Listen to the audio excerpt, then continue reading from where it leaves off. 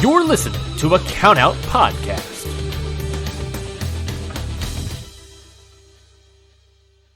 Randy the Ram gets a shot at the Ring of Honor World title. This and more. This is pure a Ring of Honor Retrospective podcast here on the Countout Podcast Network.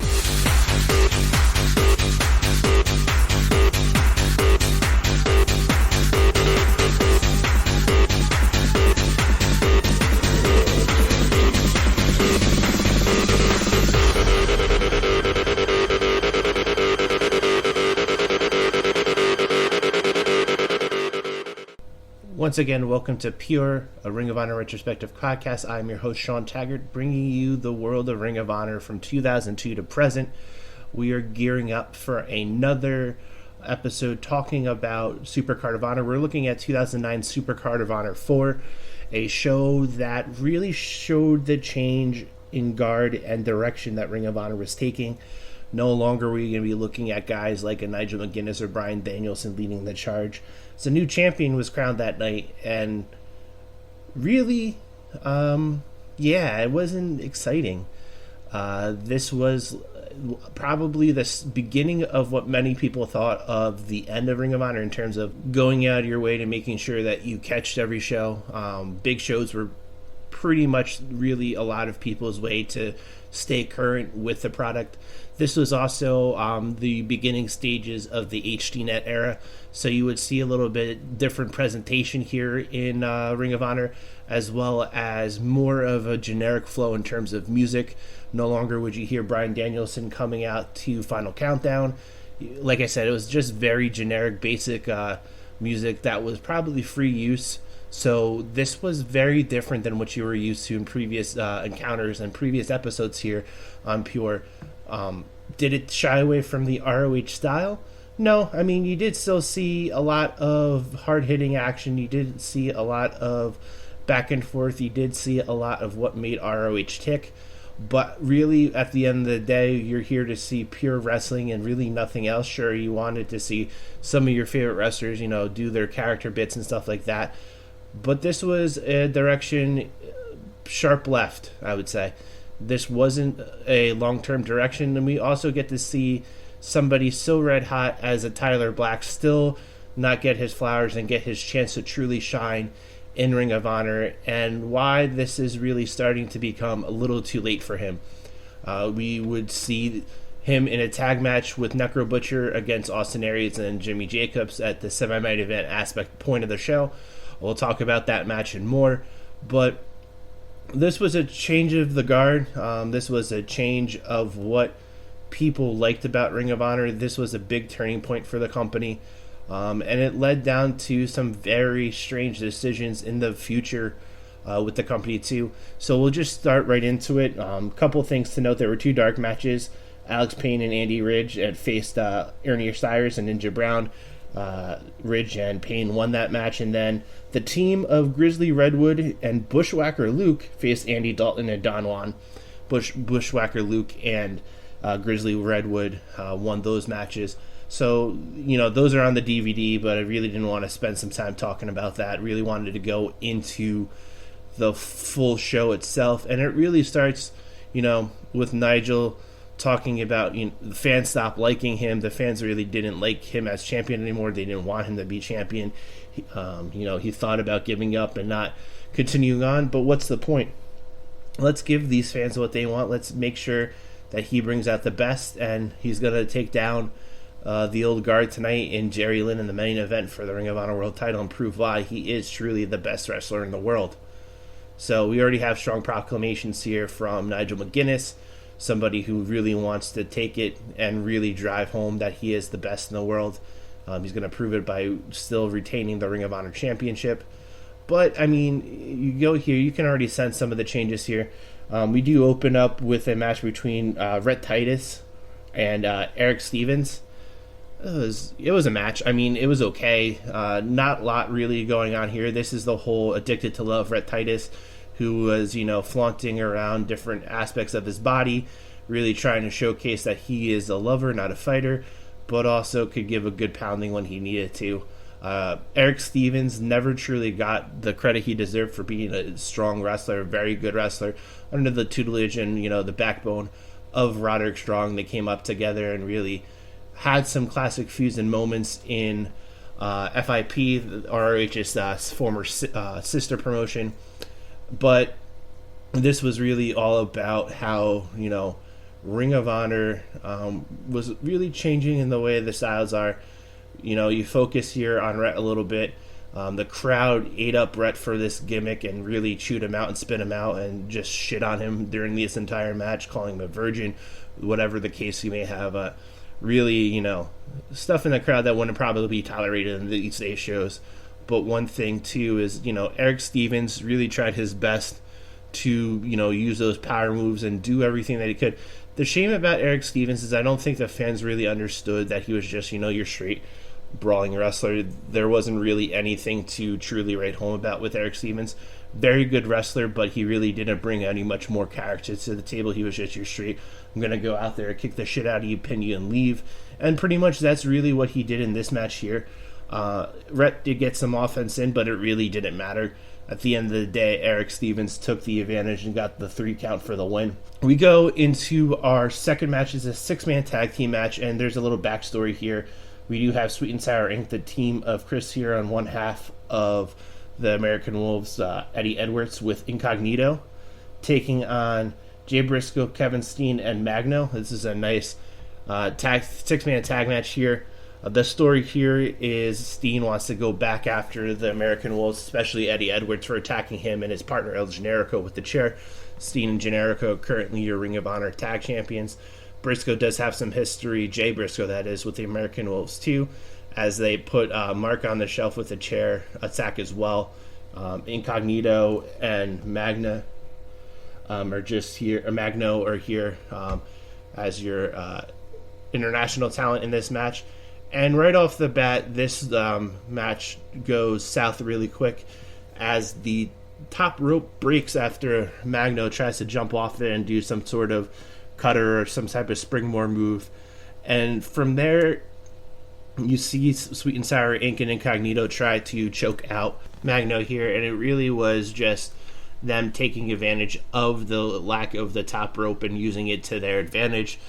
Steen Briscoe came over there to pull him off to get the match back started.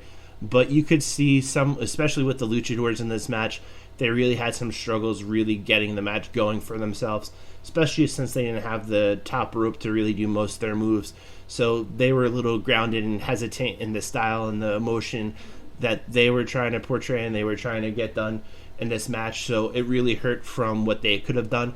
It was mainly just the tag match between Hero and Eddie Edwards and Jay Briscoe and Kevin Steen. And in that itself, if you look at it from that standpoint, it was a pretty decent match anyway. But at the end of the day, the Sweet and Sour Inc. team and Incognito got the victory over Magno, Kevin Steen, and Jay Briscoe. Like I said, if it wasn't for the other 4 in this match, this would have been a big, big undertaking for Incognito and Magno to really get their spots off. Like I said, a very much easy amount of hesitation here. Just a lot of, not sure what to do. They tried to do moves off the second rope, which was now the top rope, but they really couldn't get anything done here. Just a very disappointing way to get this show started, and this was a very, very interesting show to begin with. Coming into this, there was a lot of questions about what was going to go on, what is the future of Nigel McGuinness, as we know at this time too with Nigel. There's a lot of problems with his bicep, tricep, you name it, it was injured on him, so he was being held by tape. How much longer could he last? Was giving the title to somebody like a Jerry Lynn the right decision for the overall health and future of this company? So there were some decisions into that they had to think about and what the right decision was. We'll talk about that at the end after we talk about the main event.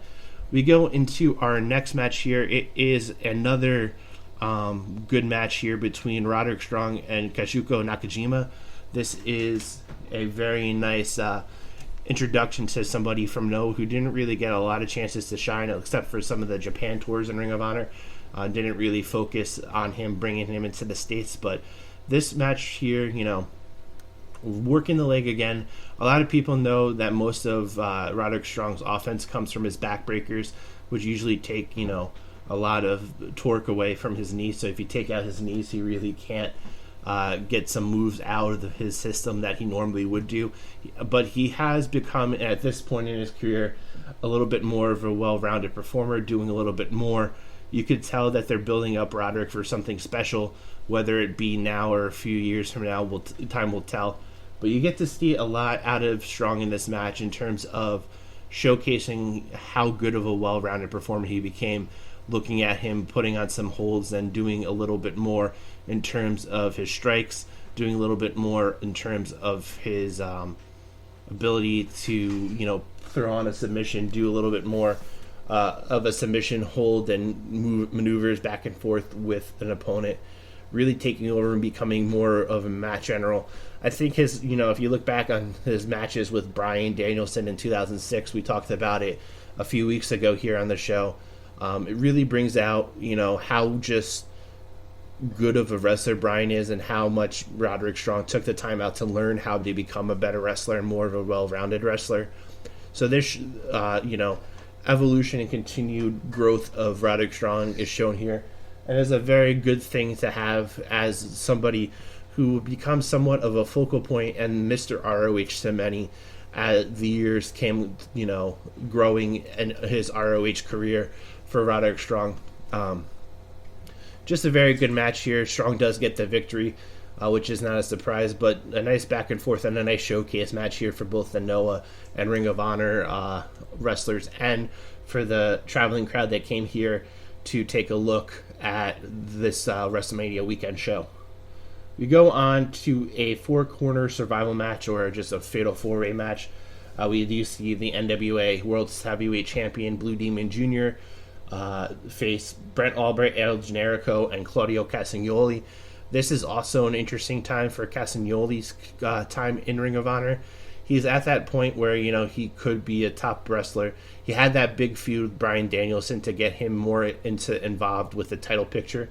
So you got to see him really showcase his heel style, really become a full-rounded competitor here for Ring of Honor, someone that they could rely on, put in a spot main event when needed, really focus on building him up and trying to become a serious contender, at least for the world title. It really never panned out from becoming world champion in really any major company that he's been in, which is a shame because you look at Claudio Castagnoli, you look at Cesaro, whatever you want to call him, he is a very good wrestler. He is someone that you can trust putting into a spot and delivering. It's a shame that he doesn't get that chance to shine and showcase his ability now. But at the time in Ring of Honor, he was given more of an opportunity. I would say even more so than Chris Hero. Chris Hero was still, involved with Sweet and Sour Inc. at the time. Claudio was really on his own at this point, really just trying to become a more well-rounded, more, honest wrestler with himself, really trying to figure out just who he should be and figuring out, how to become one of the best in the world, where you have so much talent in this, how to stand down, how to really take off and jump to that next level. And that's something that he did in this short period of time. I mean, things change as we see. He gets shuffled back into the Kings of Wrestling tag team with Chris Hero, which isn't a bad thing, as that really brought out some more of the better matches in this back half of his Ring of Honor career. But for the short period of time that he had this chance to really shine and develop as a future player here in Ring of Honor, he took the ball and ran with it very well. It's a shame that he never could become anything more than a spot main eventer. I feel like he could have done some damage as a champion here in Ring of Honor, but I digress enough, and we go back to this match. This was just, good four distinct different styles here. Albright and Claudio, more of your power heavy hitters in this match. Then you have Blue Demon Jr., who is more of a technical, well-rounded high flyer, and El Generico, who likes to fly around and do some crazy spots in itself. This was a very good match. This really brought the crowd back into it alongside the Roderick and Nakajima match, as I feel like you were going into it, and I think the tag match really took a lot of people out. They really weren't hot and heavy in for the Red Titus Eric Stevens match, so the past two matches really did a lot here, really just showcased how good these guys could be, and they're all four very talented individuals who can bring out the best of one another, then also showcase, how good they are of working the crowd and getting the crowd back into it. They were hot for this match. Bret Albright, to me, was a very interesting choice at this time in Ring of Honor. I feel like he really couldn't stand out and get the opportunity he deserved here. I feel as if he had a lot of the WWE stench in terms of how he was built into wrestle and stuff like that, some of the stuff that he did here didn't land with the audience, and the audience had no problem letting him know that it didn't land. It was one of those things where you had to look at it from a big picture and realize that he wasn't going to be the star that Ring of Honor wanted him to be, but they had no problem trying to force it down your throat, especially at the time that he was really getting featured a little bit more. This is during the Adam Pearce era of Ring of Honor. Gabe Sapolsky has been out since October 2008, so Pearce took over the reins and really decided to, change it up a bit and really showcase what they could do. But I really don't feel as if, putting a lot of leverage and backing into some guy who didn't look comfortable most of the time in the ring with some of these guys, as they were, late years, and they could lap him anytime they wanted to, just a lot better technically in the ring.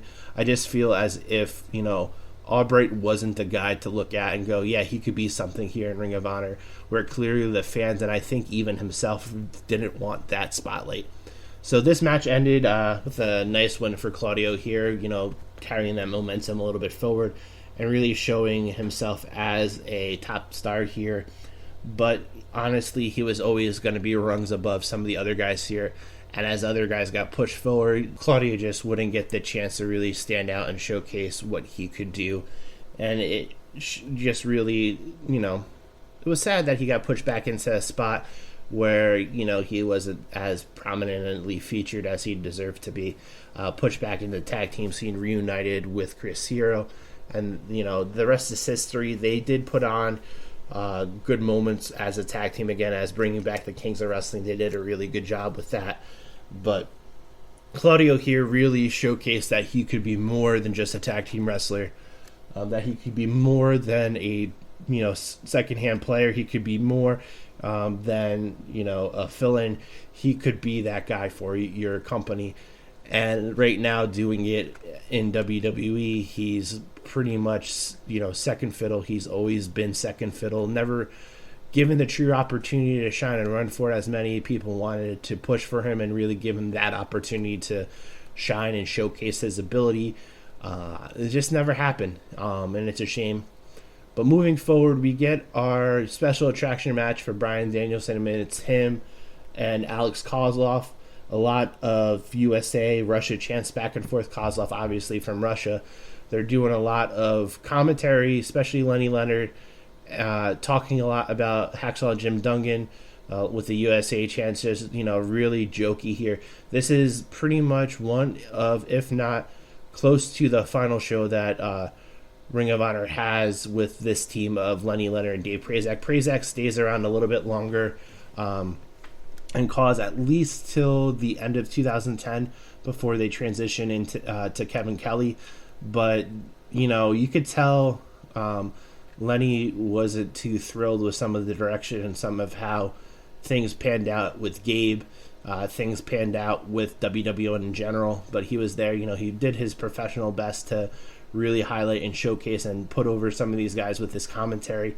But some of the banter back and forth between Dave and Lenny, you could tell at least Lenny was slightly checked out, especially with him constantly bringing up Hacksaw Jim Duggan, talking about how, the Ho thing, and then also, them getting into the Russia-USA chants. Kozlov, they talked about his time in CMML, which then they said that he recently jumped over to the AAA promotion, which is getting him a little bit more notoriety and buzz. And you can see a lot of the people in this audience know who Kozlov is. There's a team with him and Rocky Romero. They become the Forever Hooligans here in Ring of Honor and also New Japan Pro Wrestling when they go over there for the junior division. But a really good match here. Not a lot of love from the cage match audience, which is surprising here, because I feel as if this match really did showcase a good amount of stuff where you could say, they worked very well with one another technically. I don't know if a lot of the back and forth, the crowd reaction and stuff like that, and the crowd just hijacking the match with some of the chants during it really soured on some of the fans over on Cage Match. But if you take out the crowd, if you take out Lenny and Dave on this match, it's a very good match between two very well-rounded technical wrestlers. Bryan gets the win here, which isn't a surprise, as we are winding down the days to Bryan's end in Ring of Honor. As we all know, this was his last year in Ring of Honor before signing with WWE and going over there, being part of that game show NXT program. But you really get to see a lot of fun back and forth, a lot of fun technical wrestling, and honestly, you get to see two guys just really love to wrestle, put on some special matches here, put on some special moments here, and giving the crowd a little fun USA-Russia rivalry with their chants and stuff like that. And I do feel as if Bryan did a lot at the end of his run in Ring of Honor, especially in this back half of his Ring of Honor career, where he would help, he would still win, but he would give a lot to these guys that he was facing. He would see that on some of the matches that would go on HDNet, on Ring of Honor's TV show that they had on HDNet. You would see that in some of the events here. And again, just pointing out here, no Final Countdown. As we all know, they had to use some free licensed music when they were with HDNet, so it wouldn't surprise me if they were going to show some highlights from this event that the music had to be somewhat generic to allow it on TV without any copyright issues. So that was interesting, just because you had at this time Bryan doing the Final Countdown thing still.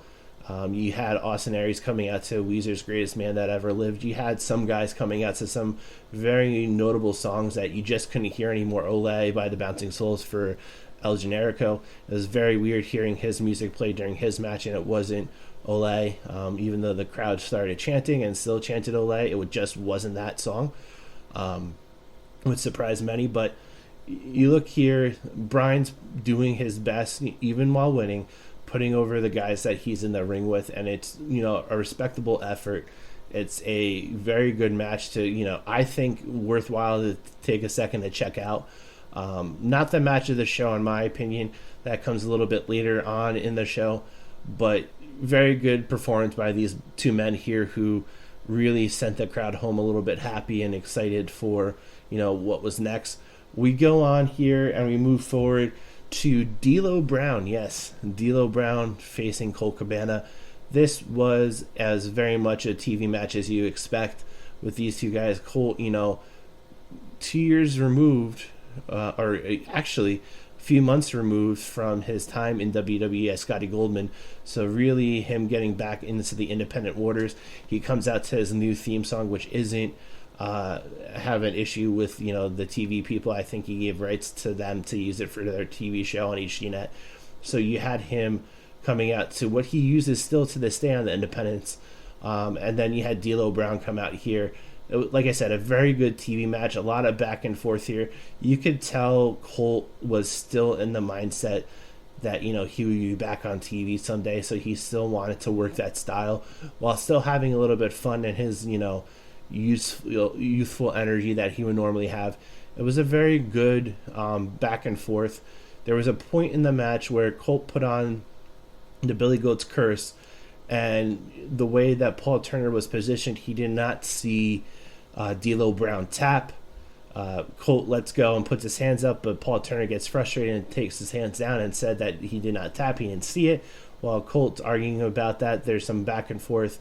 You look at him you look at D'Lo hitting the lowdown, which doesn't happen, or it does happen, but then he tries to hit the lowdown, or the top rope frog splash move that he doesn't happen, pushes him over, and while Colt's slowly get on, you do see D'Lo do the very TV ready weapon maneuver, putting on the brass knuckles around his fist, and as Colt jumps down, runs right into the brass knuckle fist and D'Lo gets the 3 count, which the crowd does not like. This match here was as TV gets. The ref, being dumb, doesn't see what goes on.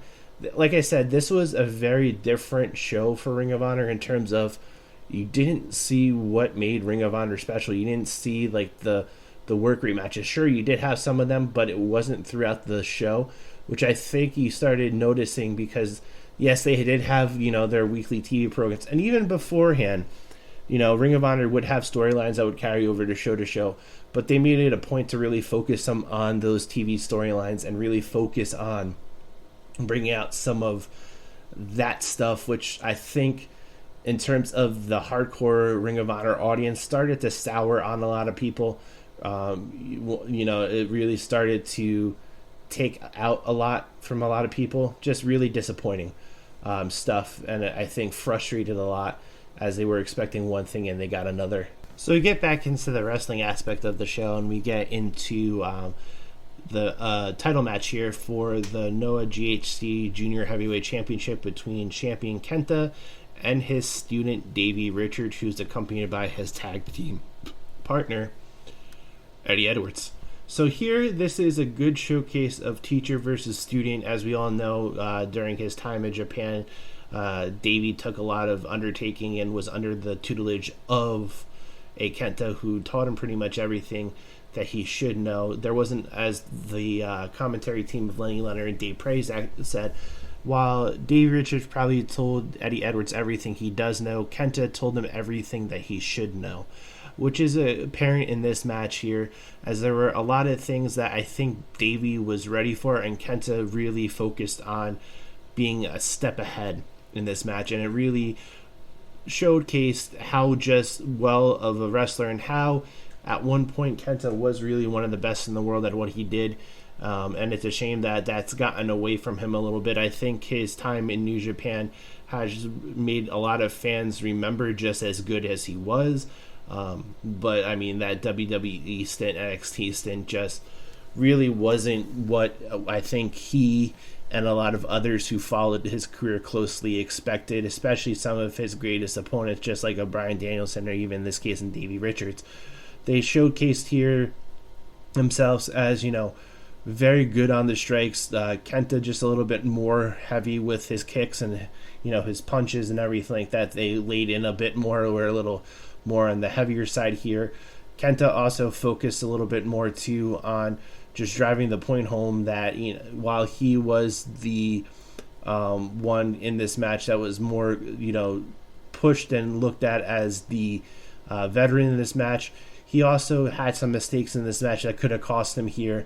Richards really, at some points in the match took over and really showcased just, how great he is as a wrestler. And I think a lot of people forget that Davey, they look at what Davey's troubles were after his time in Ring of Honor, and even in some cases, during his time in Impact, rather than looking at how, Davey was one of the best wrestlers in the world, showcased that night in and night out, did whatever he could to really just push himself forward and push himself to being one of the best. And like I said, a lot of people forget about that because of the person that Davey Richards is, but you put that person aside, he was a very good wrestler, still is a very good wrestler, running the Team Ambition School over in St. Louis, Missouri. You have a lot of people under his wing right now, a warhorse. Camaro Jackson, you have 2D Lynn, who really, found her way as a professional wrestler and got her guidance from Davey Richards. So it's good seeing Davey giving back now. But, this was a very good match, showcased just how much Davey's learned and more from Kenta, and also gave us the ability just to see the magic that is Kenta. At this time, like I said, he was still one of the best wrestlers in the world. Yes, his injuries started piling up around here, but that didn't stop him from showcasing just how good he could be and how good he is night in and night out. This was probably one of my favorite matches, if not the match of the night, in my opinion, on this entire card. Just really good, well-rounded wrestling here. Kenta did retain here, which honestly, if you think about it, wasn't really a surprise to anyone in this match. But it was good to see just how, these two gelled with one another. And I feel, sometimes you go into these matches where it's a teacher-student match and it doesn't click as well as you expect. This one clicked. This one, you did see these two, want to hit each other really hard with their strikes and do whatever it took to get the victory here. Obviously, Kenta had enough in him to retain, which I think annoyed Davey, but at the same time, too, he knew what he had to do next time if they ever faced one another again here. It was a fun match here, sub 20-minute match, but really just gave you, a glimmer of this company could still show you wrestling. Though it also did give you a glimmer that this company was going to slowly start shying away from the Noah talent here and really just focus on their own talent going forward. Their relationship with Noah fizzled out, and for a while there was no partnering with Ring of Honor. Ring of Honor was just guided on their talent, their promotion, bringing in some of their stars, and just working on building them. And that's what happens with a TV product like that. When you go to TV, you can't really focus and guarantee that you're going to be getting the same guys that can work a program for X amount of time when you have to rely on stars from outside of your company. So this is another change that's coming that I think a lot of fans didn't find truly exciting, but it was just the nature of it. After a while, you did see Ring of Honor understand, I can bring in special talent every now and then, and if I'm lucky, I can get one of these talents to stay over for an extended period of time to work on a story. But most of the stories here in Ring of Honor, especially if you look at their partnership with New Japan, were just focused mostly around the Ring of Honor stars and, someone who didn't maybe have a true story or they weren't really the main focus would be put into a match with some of the stars that came over. So we go into our semi-main event here, which is a tag match between Odd Bedfellows, Austin Aries, and Jimmy Jacobs, and Necro Butcher and Tyler Black. So, full stop on this. Tyler Black should have been world champion by now. The now Seth Rollins was fed a lot of bullshit, in my opinion, about how things were going to go for him. He stuck it out like any professional would. He still believed in Ring of Honor and what they had to offer. But goddamn, when were they going to give him the title? They should have had him win that number one contender match at Final Battle 2008. And yes, I'm going to jump ahead of myself here. He should have beat Jerry Lynn in that triple threat at Manhattan Mayhem 3. Let's just be real here. Doing all this bullshit around and not giving him that opportunity to shine really fizzled him when he finally did win the title almost a goddamn year later in 2010. And by that time, his foot was already halfway out the door as he got his contract with WWE as well. But, back to this match. This match was really just around could they get along between Austin Aries and Jimmy Jacobs. As we all know, they had a bitter feud throughout the year of 2008, especially the back half of the year of 2008, that culminated in Austin Aries finally winning. And, it was over pretty much the control of Lacey, and we saw how that ended. We'll go into that a little bit more detail as we get closer to that episode, where we just talk about that show itself, just because that's a little bizarre. And at that time, it was like, really? You're going to do it that way? But this was more of can they get along, can they coexist type thing that we get tired of seeing on WWE programming week in and week out with, strange bedfellow tag teams. But they worked together, and, there was a breakdown in this match where the two of them started, punching one another. It was when Aries was going to go for his, patented little showmanship elbow drop here that Jacobs wanted no part of, and he just wanted him to drop the elbow and get done with. But, Austin had to get his done his way. So there was that. Necro Butcher was Necro Butcher. It was, Necro Butcher was a very good deathmatch style wrestler. For those who don't know a lot about Necro Butcher, this really showcased a different style of Necro. It was pretty much him without the glass and everything like that. He would still, come in there, grab a table, grab a chair, grab a guardrail, beat each other out. During this time, too, Age of the Fall was really slowly fading away into the back. Jimmy was mentioned as a member of Age of the Fall, but you really didn't see much from them at this time. Brody Lee, was part of that group. Delirious was still part of that group. There was, some great back and forth between Necro and Brody that were showcased throughout, late 2008, early 2009. But Age of the Fall as a whole was slowly fading into the sunset. This match here, why do you have Tyler lose? Why do you have him take the pin? I don't get it. It made no sense to me. I don't think this is a guy that you really needed to have face adversity. He showcased that he is more than capable of being someone that you can rely and trust. They just pulled the trigger way too late on him. And like I said, by the time they finally did, one foot was already out the door as he, finally got that contract offer from WWE. And, the rest is history with Tyler Black, known as Seth Rollins now. But just at this time, this was very questionable. And we're going into the main event now, which the decision, while if you look at it big picture and you look at the health of Nigel McGuinness, like I said, he was being held by tape. His whole right arm and shoulder was shot. He, bicep, tricep, shoulder injury on that right arm. He could barely lift it, could barely move it. He was a beaten, broken champ, and he refused to go down and just vacate the belt, which he should have. I think a lot of people would have been okay with him vacating the belt as his health came first, but he just refused to. He didn't want to be a champion that quit.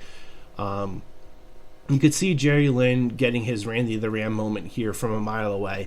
I feel as if this was just a way to not only give Lynn his just due years later into his career, which I don't think at this point is truly necessary, but it just didn't feel like a Ring of Honor main event. It didn't feel like giving up the title to somebody who held it for as long as Nigel did.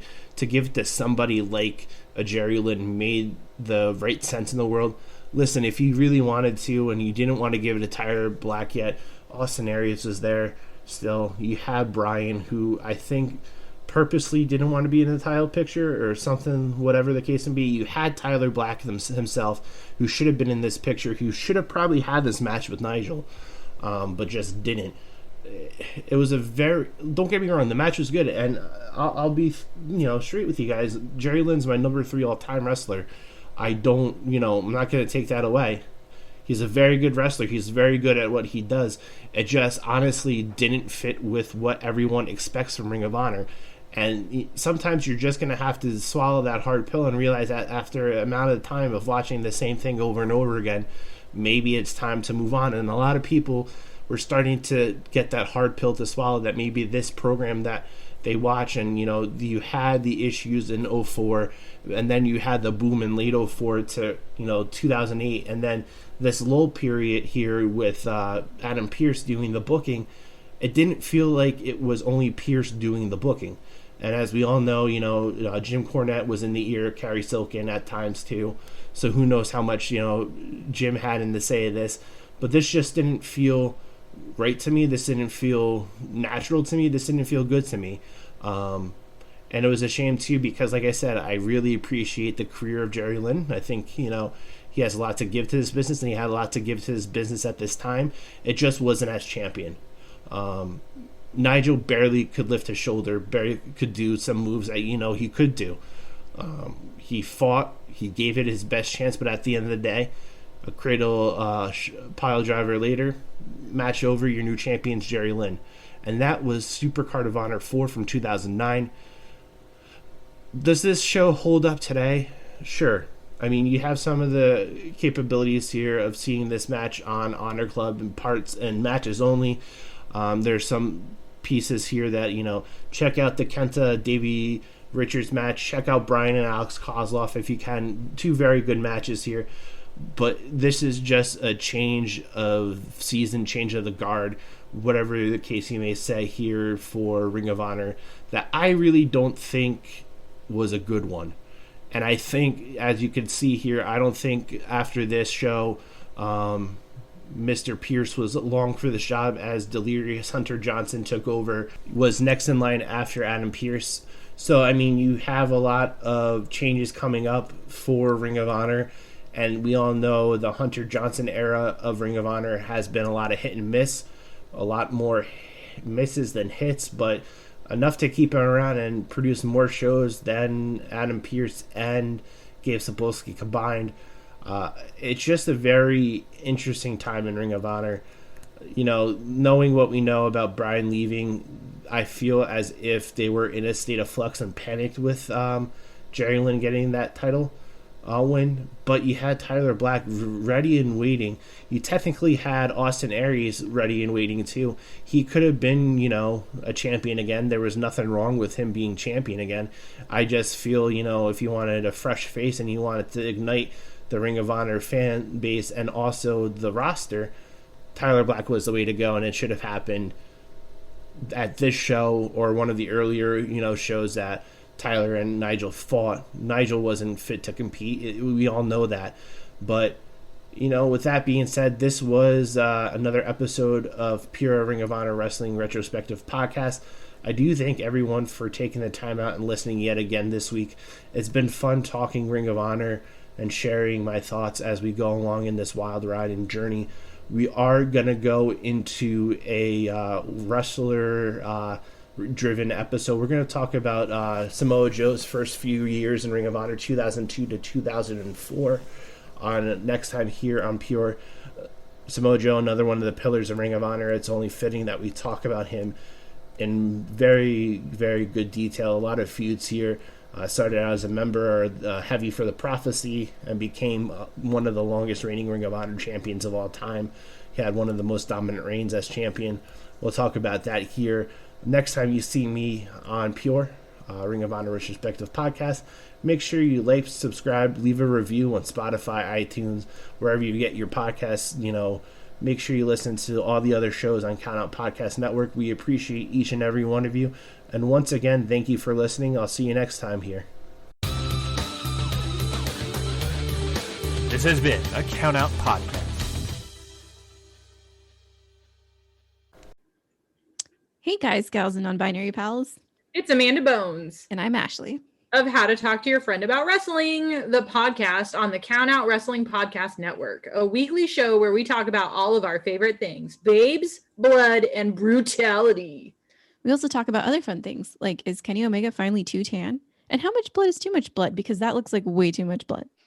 So join us on the adventure of teaching me, Amanda Bones, about wrestling.